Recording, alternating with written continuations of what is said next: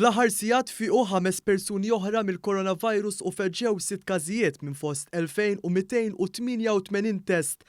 Dan ifisser li issa f'pajjiżna hu 66 każ attiv ta' COVID-19. Fiċ-ċentri tal-ittestjar f'pajjiżna saru 920,753 test. Ingħataw ukoll 505,100 doża tal-vaċċin. Minnhom 314,030 ħadu l-ewwel doża fil-waqt li 200,199 persuna huma kompletament imlaqma.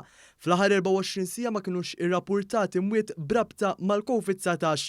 Fil-bulettin mediku ta' kull ġimgħa is-Supretendent tas-Saħħa Pubblika, il-Professur Charmaine Gauci, qalet li fl-isptarijiet ta' pajjiżna hemm 3 pazjenti biss li huma pożittivi għal COVID-19. L-isptarijiet kull ma għandna każijiet huma biss 3 każijiet li jawgura tajjeb ukoll. Fl-ITU għandna pazjent wieħed li huwa recovered imma għadu qed jingħata l-kura għal COVID.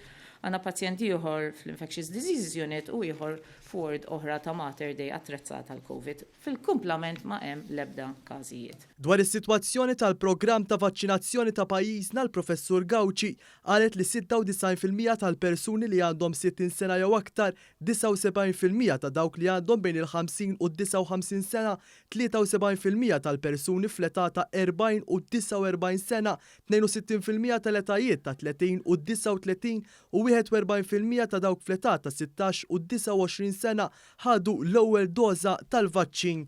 Intant tal-ġimgħa oħra ma kien hemm l-ebda każ pożittiv irreġistrat fid-djar tal-anzjani f'Malta u f'Għawdex. Fil-bulettin mediku l-Professur Gauci qalet li din il-ġimgħa kien hemm 11 każ importat, 2 każijiet li ġew irreġistrati f'Għawdex u l-etajiet ta' dawk pożittivi kienu bew wieħed u ieħor ta' 25 u 44 sena. Intant iċ-Ċentru Ewropew għal kontroll u l-Prevenzjoni tal-Mart wera kif ir-rata tal-imwiet brabta mal-COVID-19 f'Malta jagħtik ta' 0 fejn Malta issa hija l-unika pajjiż tal-Unjoni Ewropea li taqa' f'din il-kategorija.